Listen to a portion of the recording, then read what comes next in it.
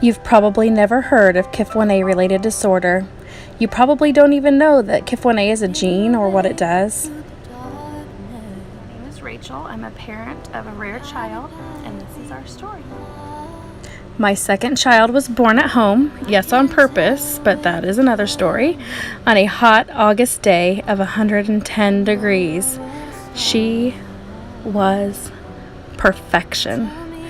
Her big sister and I were in love with her immediately. The next year and a half passed. She reached milestone after milestone until it was time to walk. She just couldn't find her balance. When she was nearing 2 years old, those long-awaited first steps were taken. She toddled around for about 6 months before we noticed her gait wasn't progressing quite normally. Her doctors assured us that it was okay and to give her time. But time passes, and still she falls constantly. She gets hurt. She has bruises. We have to have CAT scans. We have to have stitches.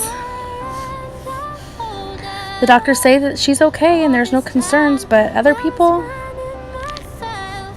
2 pediatricians and physical therapists later, we were referred finally to neurology at Riley Children's Hospital. The moment you realize that your child may be sick and that something is wrong is gut-wrenching. We see neurology for MRIs, CAT scans, testing, blood testing. We see behavioral. We see orthopedics. We see genetics. We see physical medicine. And then a savior, our second neurologist, who orders genetic testing. At this point, we have been tested for everything from cerebral palsy to hip dysplasia to autism. But finally, we have the diagnosis. Miss Moore, we have the results of Ricky's exome sequencing. And I think, yes, finally, we have an answer. Ricky has an extremely rare gene malformation. So rare, in fact, that there is no name for this disorder. And the gene has only recently been isolated. We are calling it KIF1A related disorder. And I think, what is that? The genetic counselor explained Ricky was one of 40 diagnosed cases in the world, but that her mutation was unique and she is one of a kind. It is a regressive disorder that causes the brain to atrophy over time. So now what? They tell us there's no treatment, there's no cure, just continue doing what we are doing, which is physical therapy, it's occupational therapy, and seeing our neurologist once a year. I immediately went on the search for our tiny little community, and there I found KIF1A.org and a few families like us and like Ricky.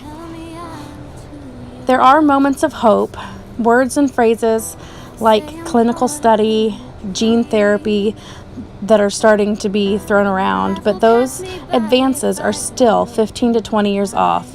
Does she have that long? The 3 children who have already passed this year with KIF1A did not have that long. The community that we have come to love, the children that we have come to love like our own, they don't have 5 years, much less 15 to 20. And then there is the guilt. Ricky is doing so well in comparison to her KIF1A friends. I have no right to be tired or scared when the others are hospitalized and dying. But what if she takes a turn for the worst?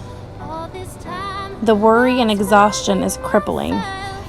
But for all the worry, heartache, struggle, and every bit of it is worth it for the joy that she brings to our lives. We cheer like she just won the Super Bowl when she finally masters jumping or kicks a ball without falling.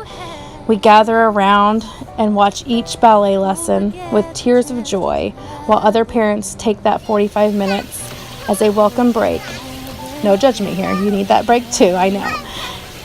We are so enamored with even just the smallest progress because we know that it could be snatched away without warning. I witness my own personal superhero get up again and again and still have the empathy to help her friends when they fall. We are rare, unique, and we will keep fighting and enjoying every second we can until there's a cure. Chinatown, Chinatown, everyone likes Chinatown. All of you like Chinatown. Everyone likes Chinatown. Come on, let's go to Chinatown to catch Pokemon. Oh yeah, baby!